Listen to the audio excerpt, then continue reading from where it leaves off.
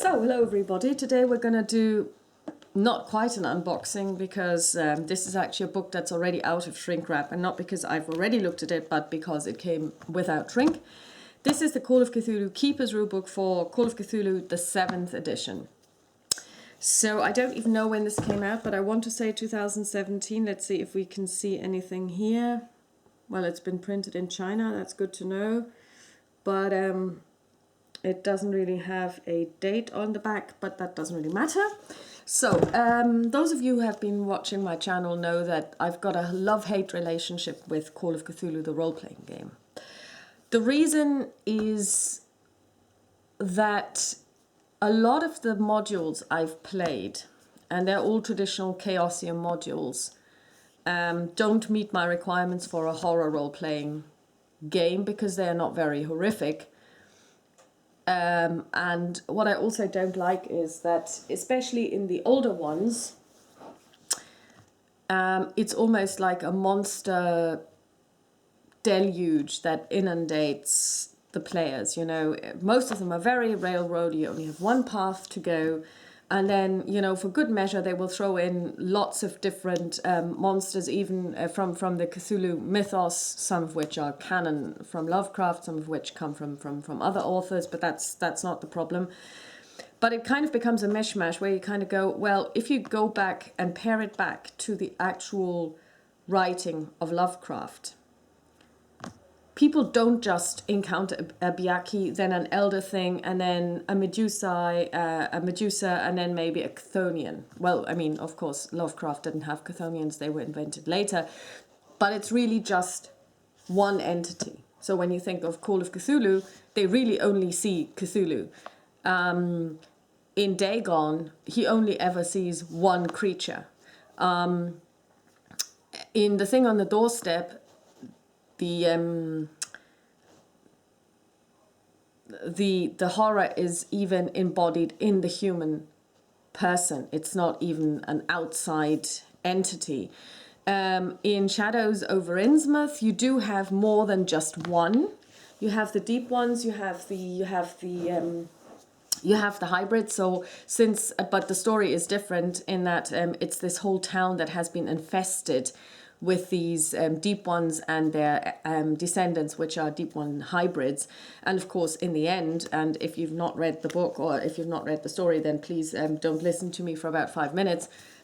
What happens is, of course, the storyteller finds out that he is an Innsmouth hybrid and that he will turn into a deep one hybrid, and that one day he will actually follow the call of the ocean, dive into the ocean near Devil's Reef and be with these other beings. So since this is a whole society that lives on the bottom of the sea and then later on makes its way to, or has made its way to Innsmouth several decades ago, under Captain Obed Marsh, you know, blah, blah, blah. I'm not going to go into any details. It's understandable that there is more than just one entity. But usually when people in the Call of Cthulhu stories or in the Cthulhu stories by Lovecraft encounter the weird, they only ever encounter usually one entity. Of course, another example that deviates from this pattern is at the Mountains of Madness. But here I would also say, based on the fact that they make this expedition and end up with this frozen and now being unfrozen group of elder things which had been buried in the ice. There was kind of like a settlement of them, and they had been buried in the ice, and now they're coming back to life. It's again, if you like, their society or part of their society has been frozen, so now they're unfrozen, so you meet more than one entity. But usually it's really just one type. So at the Mountains of Madness, it's an elder thing, and I won't count the albino penguins because, you know, they are simply differently evolved penguins that happen to live there in an underground cave. You have the elder things, and then in the Shadows over Innsmouth, you have or Shadow over Innsmouth, I should say, you have the hybrids and the deep ones. So again, it's just one type. But in a lot of Call of Cthulhu role-playing games, especially the ones published by Chaosium, you encounter loads of different monsters. They have nothing to do with each other. They're just thrown in to create horror, which isn't really horrific because most of the monsters that are described by Lovecraft border on the ridiculous. I mean, the description of, let's say, Wilbur Whately, or Yog-Sothoth's son when it becomes visible, are just plain ridiculous. I mean, nobody would be terribly terrified by those. And so when it comes to horror, most of these don't inspire horror in me. And I was listening to a very good playthrough of a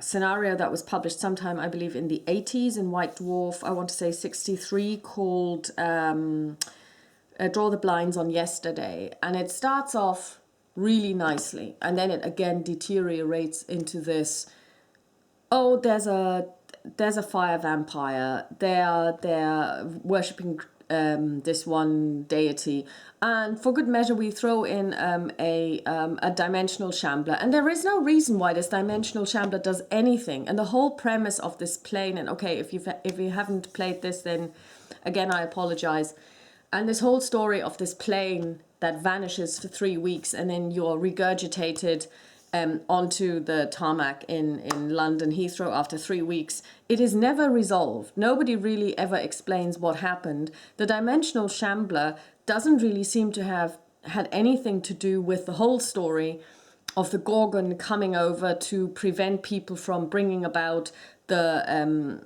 or bringing into this world of Choggothua, who's a deity that they believe is a benevolent fire god, but who is actually atomic destruction. So that's her mission. But then she's on this plane that for some reason actually ends up vanishing for 3 weeks and then is put back onto this plane of existence. And then there is this side story with this dimensional shambler, and it's totally disjunct, where you kind of go, oh yeah, they were just trying to, and then there's a fire vampire as well somewhere. They just try to put in disjointed pieces, and it just doesn't make for good storytelling. It just doesn't make for good role-playing in terms of, it's not enjoyable. I mean, listening to the guys playing it was very enjoyable and they made the most of it, but a lot of the scenarios that Chaosium published in the past, I haven't seen any of their most recent publications, simply didn't cut it with me. I didn't like them at all.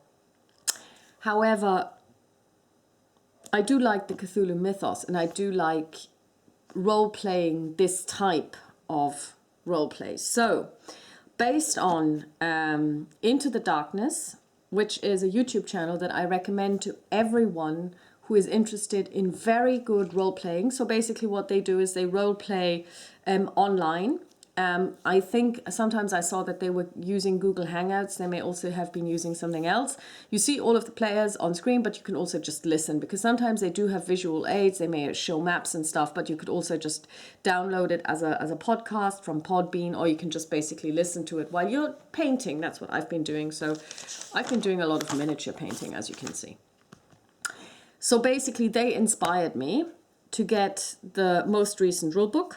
So this is it. I also got the keeper screen, which is still in shrink, so we're going to unbox this one. And I also got the investigator's handbook, because this version now comes with 2 handbooks, whereas the old one only came, at least the 6th edition I have, was just one rule book to rule them all, as it were. So without further ado, let's take a good look at the keeper's rule book. So first of all, we have the man himself. Okay, so this is not good quality, as you can see. Maybe here it's already bent, but this is, it's transport problems. It didn't originate with the people who sent it to me, because this came from gameslaw.co.uk. It was perfectly packed, but obviously they got it really in a bad shape already. So let's take a look. It was written by Sandy Peterson, and later revisions were done by Lynn Willis. There are acknowledgements, yada yada yada, forward, blah blah blah, Sandy Peterson 2014. Here we've got the table of contents. We've got the game 1, chapter 1 introduction and overview of the game, example of play. Chapter 2 Lovecraft and the Cthulhu mythos. Creating investigators is chapter 3. Chapter 4 is skills. Chapter 5 is the game system, skill rolls, bonus and penalty dice. Chapter 6, combat. Chapter 7, chasers. Chapter 8, sanity. Chapter 9, magic. Chapter 10, playing the game. Chapter 11, tomes of eldritch lore. Chapter 12, grimoire, spells, deeper magic and the grimoire. Chapter 13, artifacts and alien devices. Chapter 14, monsters, beasts and alien gods. Chapter 15, scenarios. It comes with 2 scenarios, Crimson Letters and Amidst the Ancient Trees. I've seen a playthrough of Amidst the Ancient Trees. And that was a weird one. It started off so well. Again, Chaosium, in my opinion, just don't write good scenarios. It started off so well. It reminded me, I was so hoping for an Algernon Blackwood, the man the trees loved experience. And it started off so well, and then it deteriorated into a vampire mystery, which I thought was really ridiculous, but okay. And Crimson Letters, I don't know anything about that one. So, again, you've got artwork, which is multicolored. I like, first of all, the quality of the paper is really good. As you can see, 4-color print. It feels nice. It has the new book smell, which is very important to me. It's easily readable, and I'm not even wearing my reading glasses, but I can read it well. So even things like, read me how to use this book. Never played a role-playing game before. If you've never played a role-playing game before, you may be wondering what this is all about. So they're giving you a little bit of a piece of information here. You can see their custom-made dice, investigator sheets. Call of Cthulhu can be played verbally without miniature figures or paraphernalia other than dice and investigator sheets. You may find, however, that miniatures, tokens, or markers help you to visualize the action. Yeah, well, I'm not a fan of combat, at least in the old Call of Cthulhu. It's like, you know, you're fighting against an elder deity, you're gonna lose, you know, but if you fight a cultist, then...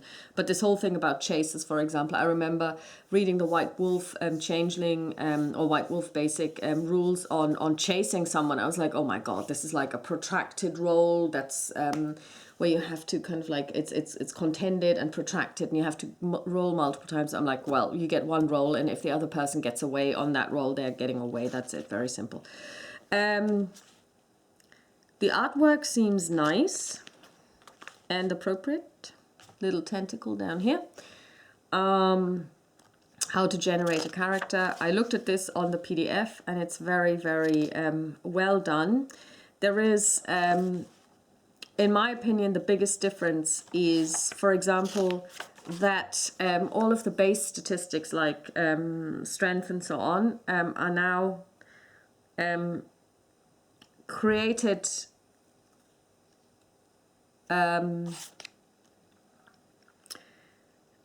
by rolling 2d6 plus 6 and multiply by 5 to generate your intelligence. Where's strength? Because that was one of the biggest differences. Yeah, so strength is now roll 3d6 multiplied by 5 to generate the strength characteristic. As you may know from the old version, there was a resistance table, and your strength might be 12 or 15 because you don't do the multiply by 5 in the old version. And then you have to check what the strength or the characteristic that you're testing against of the opponent, or and the opponent can be a door if you're trying to force a door, is.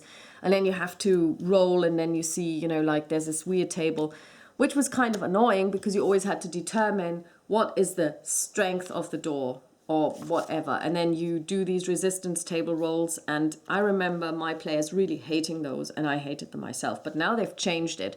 So all of the characteristics are percentile, not just your skills.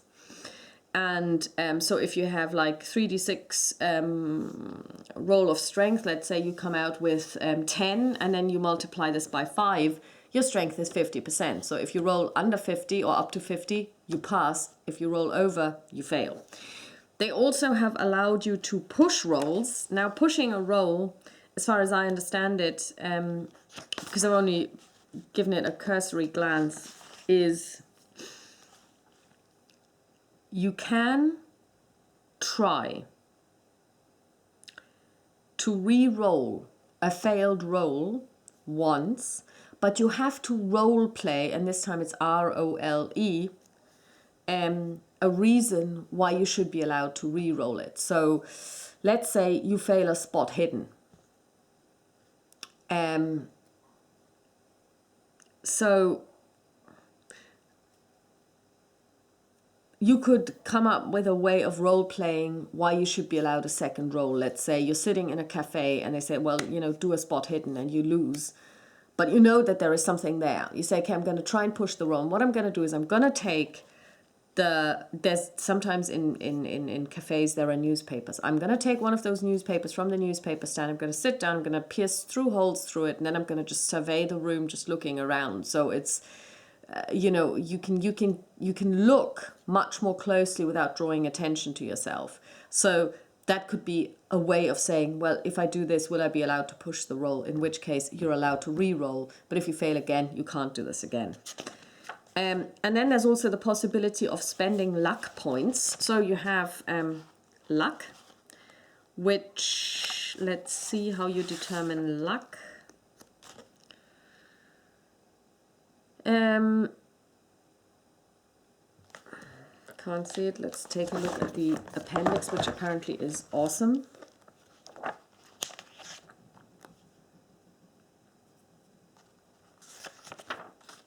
Oh yeah, and here you've got in the back, you've got all of the relevant character sheets.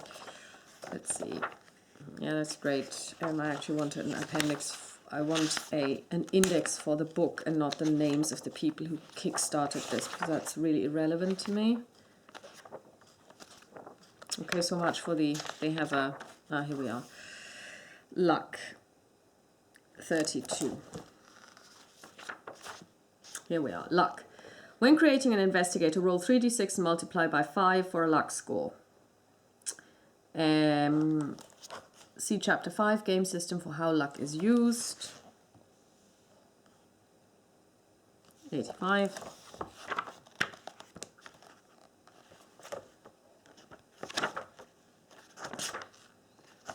So how to use luck.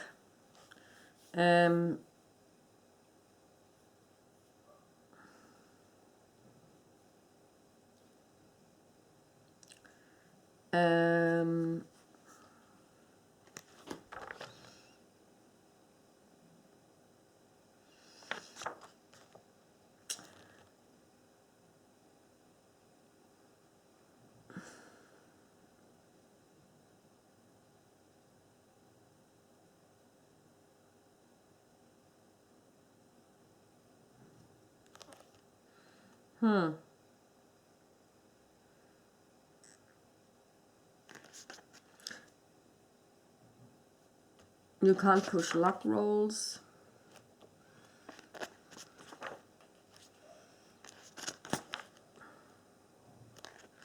Luck rolls may be called for by the keeper, blah, blah, blah, but that's not it. Anyway, there is the possibility of spending luck points, which permanently reduces your luck stat to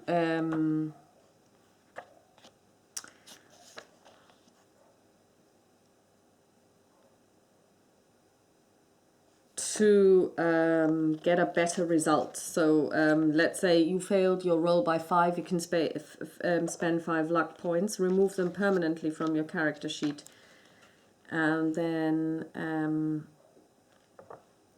you can then hopefully get a and then of course you make it. So I don't know where this is in this book, because like I said, I haven't read it, but I see that people who play 7th edition use it, so it must be somewhere in there. And of course this is where, I mean, the index actually is wrong, because the index says that luck is used on page 85 and it's not. So yeah, so much for the index. That's something bad in my book. You know, if you have an index, make sure that it's correct.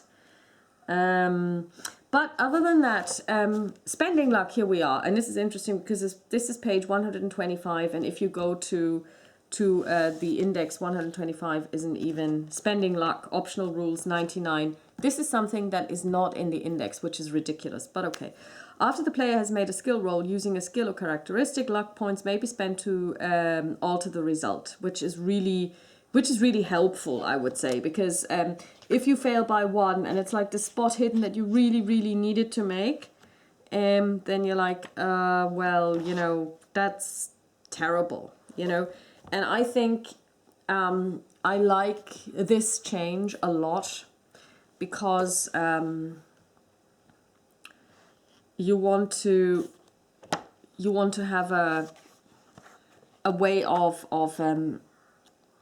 pushing the game forward. And if people keep failing their roles, and I've seen this happen, then, you know, sometimes you sit there and you kind of go, well, we can't even move forward because nobody has gotten the information. I find no other way that I can possibly give this to my players, simply because they have been very, very, very unlucky. So I'm really happy about this. Overall, you know, when you look at the book as well, you have playing, how to play the game, also what to do about failed sanity rolls, how to build your own scenarios. This is in there. You've got a list of all of the monsters with pictures where appropriate.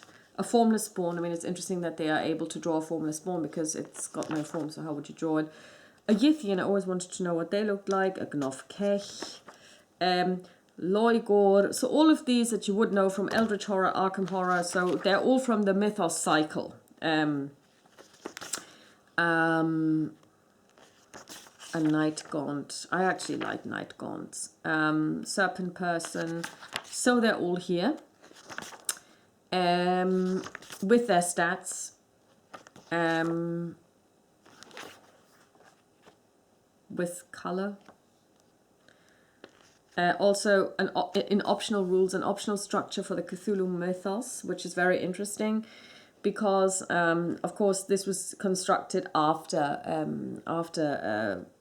Lovecraft. He didn't really make it himself. So you have the elder gods, the outer gods, or other gods, and who are they? What do they need? Blah blah blah. How does it all hang together? And I really like that, because when you look at it, some people can kind of go, this is all weird and it doesn't make sense. Well, it really doesn't make sense quite a lot of the time, simply because he never really sat down and said, I'm going to build this world. Unlike Tolkien said, I'm going to sit down and build this world. He just started writing those stories. So,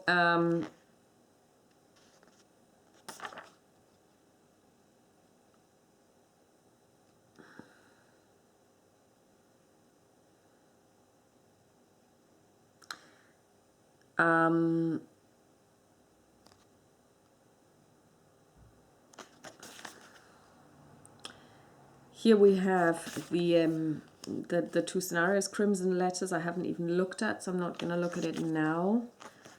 And then we have the appendices, where you get a glossary, which is really helpful. And I saw some maps as well. Oh, and how to convert to 7th edition rules, very important. Converting scenarios. How to travel, very important as well. How much is stuff, you know, a 7x7 foot tent is 11.48. Men's clothing, how much would you pay today? Modern day. Weapons table, very important. A summary of the game rules, which is probably a really good idea to have as well. I would probably print them off. And oh, I like this. Flowcharts. This is so me. If it was in Excel, I would be over the moon. Pedal to the metal. Summary of chase rules. So overall, I really like the quality of this book. Eldritch words. Stygian, sulphurous, delirious, awry. Awry is an eldritch word. Oh, if you read the entire list, causes a 1d3 sanity loss. So, vast and vibrating are eldritch words. Okay. Okay, so here we've got a couple of really lovely maps, and I love maps. This is Lovecraft Country. Gloucester, Bolton, Ipswich, Arkham, Salem, Innsmouth, Amesbury, Salisbury, Cushing, Peabody, Lynn. And Arkham is northwest of Boston. Here's a map of Arkham, which is too small to actually read, but it's just basically an artist's impression. And here you've got your character sheets. These are 1920, and here you've got modern.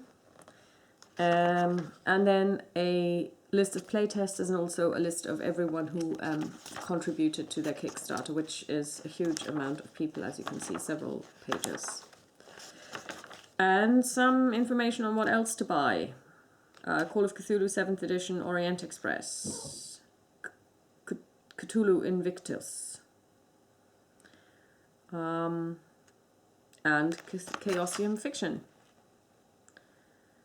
Oh yeah, and these supplements, which are really good, but I guess they must have redone them for 7th edition. So let's take a look at the Investigator's Handbook, which I don't think is required in order to play. I think you can also make it work without this book, but we'll see. It's again hardcover.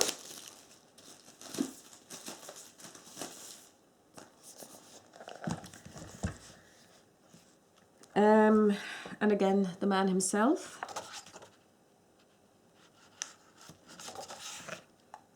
New book smell.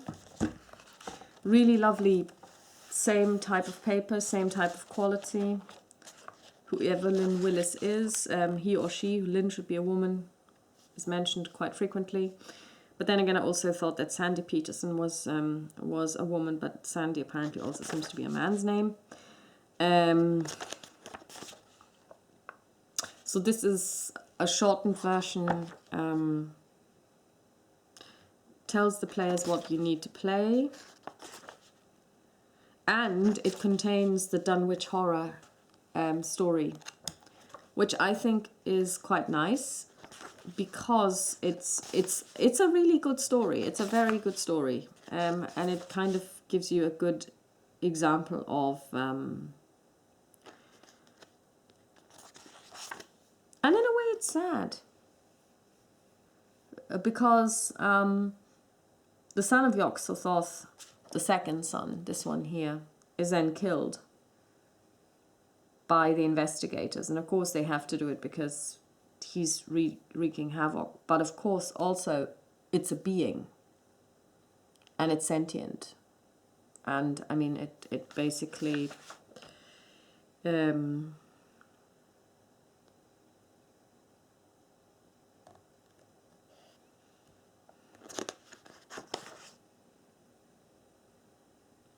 it then calls out for help from his father because he's being killed. And I think that's actually also, it shows the ambivalence, because yes, this is a terrible incursion into our world. It shouldn't be here. It's terrifying. It's destructive.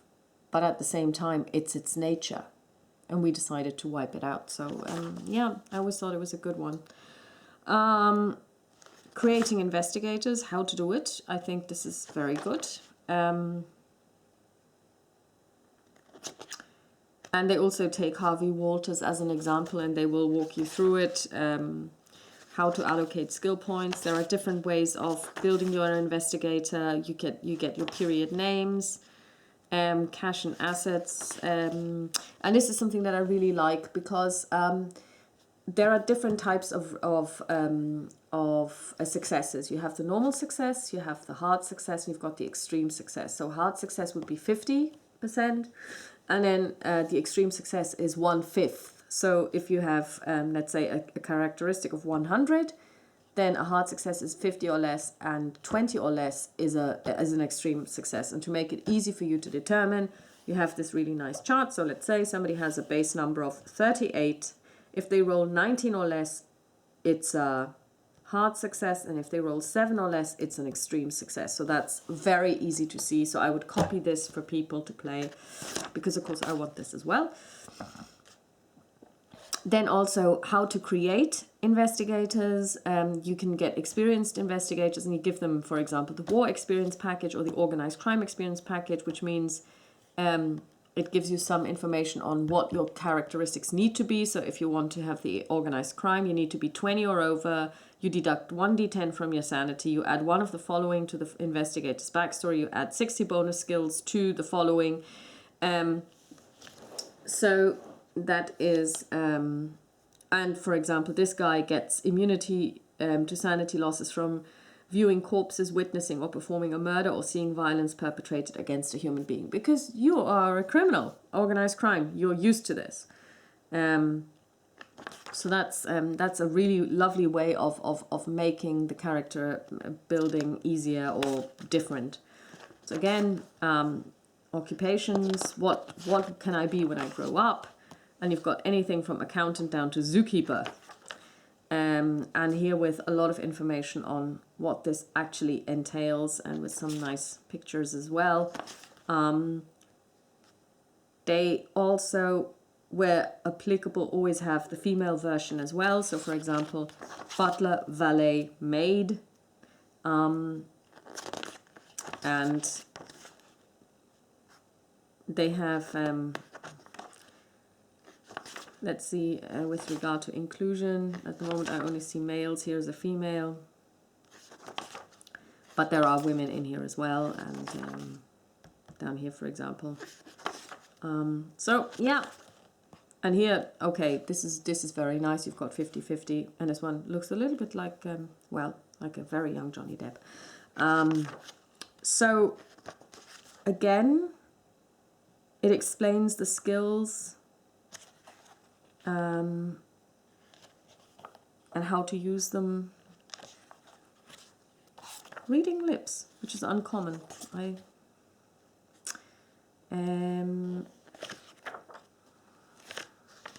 Investigator organizations, if you want to belong to one, that's also very interesting.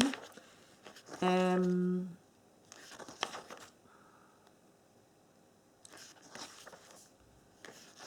people who would belong to them.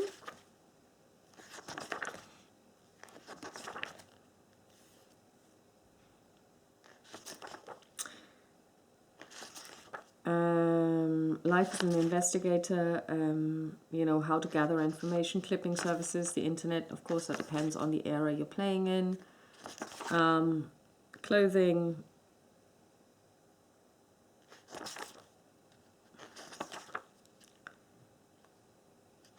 Information, a bestiary, the Roaring Twenties, which I think is very important as well, because obviously I was not around in the Roaring Twenties, nor was my mother, and the only person that I could ask who would have been around, namely my grandmother or grandparents, have been long dead. So I think since of course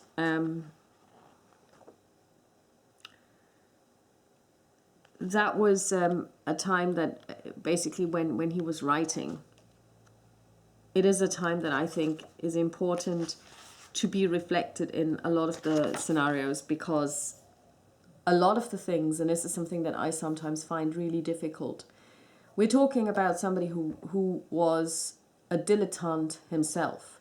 He dabbled in, not more than that, he was a self-taught astronomer. He wrote papers on natural science. But at the end of the day, he was a child of his time as well. And when you today read some of his fiction, you kind of go, okay, well, at the end of the day, people are driven mad by the fact that they are kind of coming to terms with the fact that the universe is probably infinite. And we are on the rim of it. We are not at the center. We are not the pinnacle of anything. We're not the pinnacle of creation, because there is no creation, of course, or Big Bang. But of course, there is this whole idea of mankind being totally insignificant and paling into insignificance when you look at the vastness of the cosmos.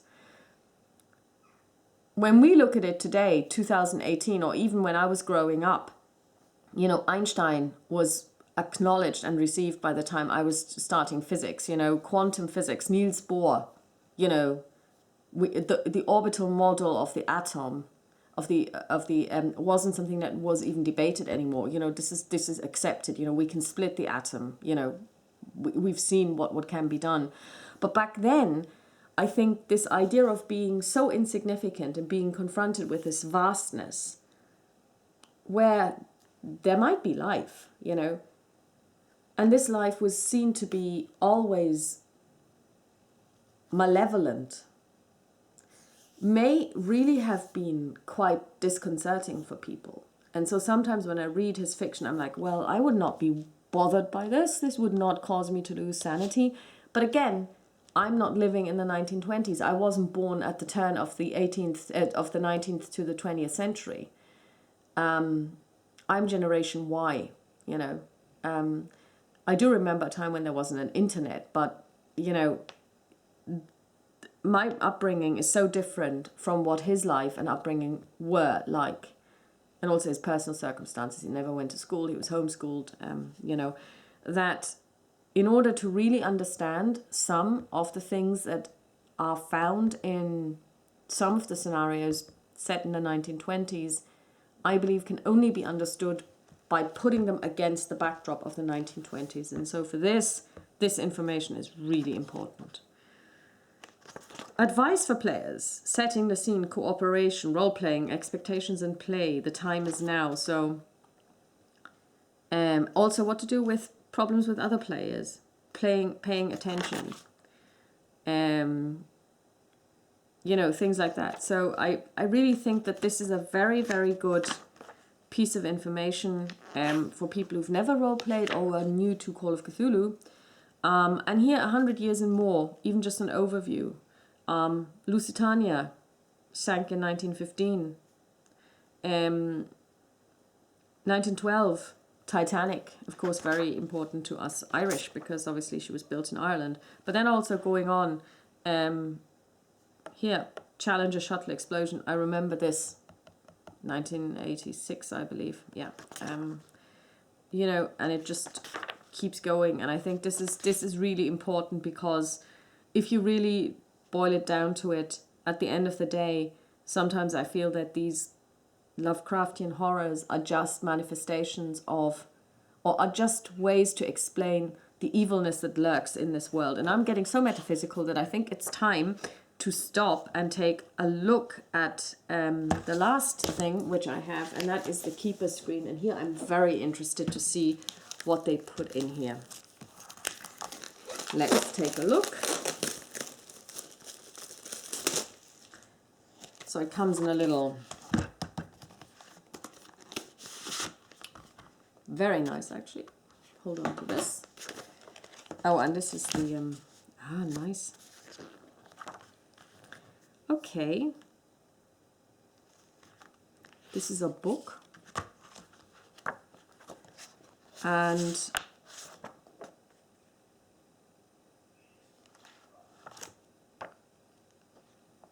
oh, it's a Mist, Dews and Black. Oh, this is nice. This keeper screen comes with two scenarios. That's great. Keeper reference, quick start, sample phobias, sample poisons, mythos tomes, weapons table,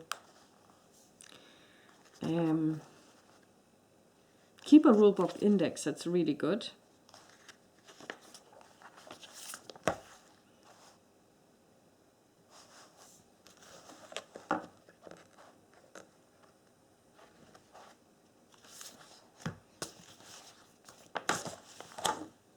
Okay, it comes with a map puss, I should say, more than one.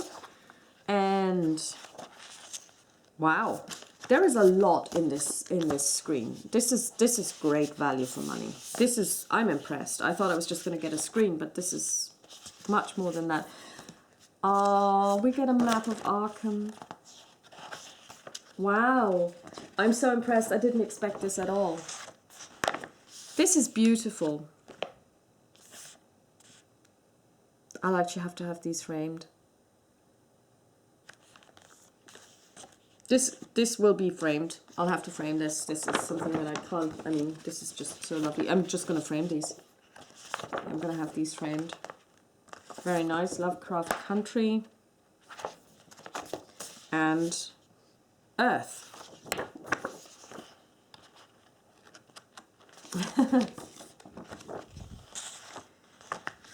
So this is the Earth, the Great Old One's Dark Prize. Where is what? Here we've got Africa. Gone. The Mountain of the Black Wind. Iram. Middle East, the East. Pnakotus is in Australia. Easter Islands, very important. R'lyeh over here. Then we have Asia. Tunguska, marked as a mysterious location. The Plateau of Leng. Shamwala. Yain. And Set Ntley. Up here we've got Europe and the Near East, Kitesh and Ahu, something or other off the coast of Cornwall. Yantley, that's off of Innsmouth.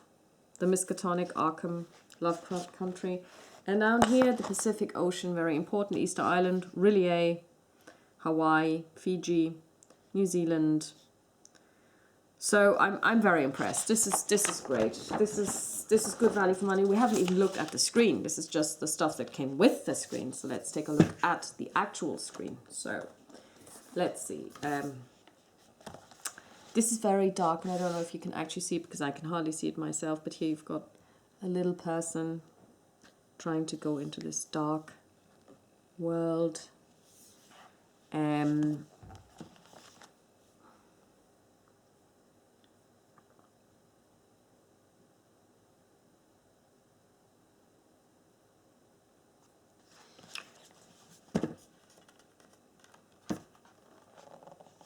And the rolls up here, again, just the extreme ones. They don't give you the fifth because the half, because that's easy. So if you've got 37, you can easily divide this by 2. That's 18, 19. So if you roll between 8 and 19, it's a hard success. So very nice up here. Combat, how to do that. Bouts of Madness, summary, pick or roll a d10, phase of insanity, bout of madness, underlying insanity, sanity cost example. If you see a mangled carcass of a corpse, you fail your sanity roll, you lose 1d2. If you see Great Cthulhu, if you make it, you lose 1d10. If you fail, you lose 1d100. Also page references for the Keeper's Book. How to determine difficulty levels, armor values, firearms difficulty levels, resolving attacks, other forms of damage, injury, minor, moderate, severe, deadly, terminal, splat, outright death, almost certain, 8d10. That's probably when Cthulhu actually doesn't look where he's going and he stomps on you. Bonus and penalty dice, comparing results.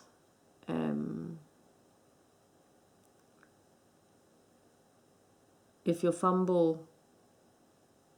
skill is below 50, your fumble is 96 to 100.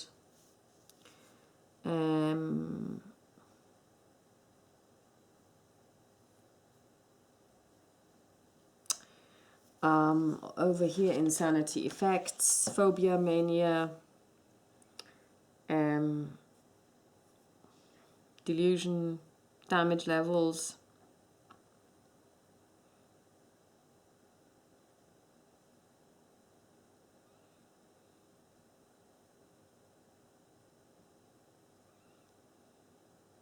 How to set up chases, vehicular collisions, major wound healing, damage diagram, hit points fall to 0.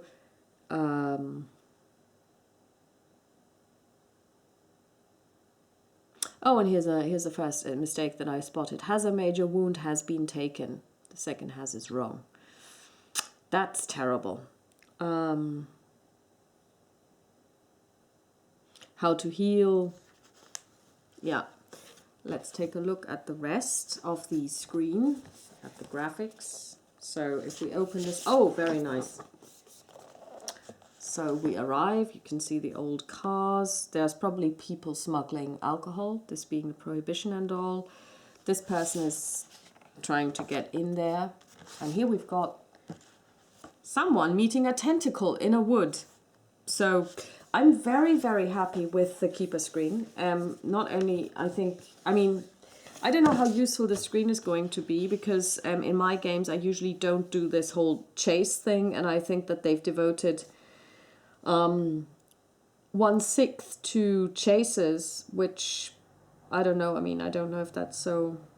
I would have wanted more on insanity, actually.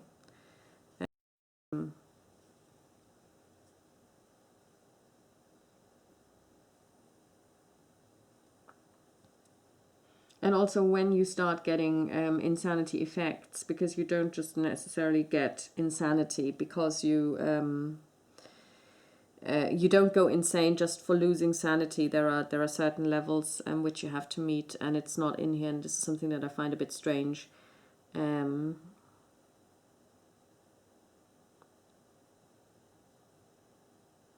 Yeah, so there are some things that are missing here, and there are some things in here where I'm like, vehicular collisions. How often is that going to happen?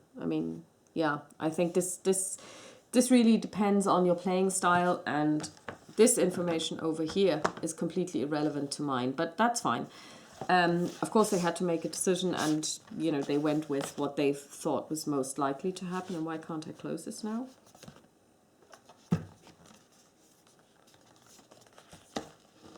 That's weird. It was closed before, wasn't it?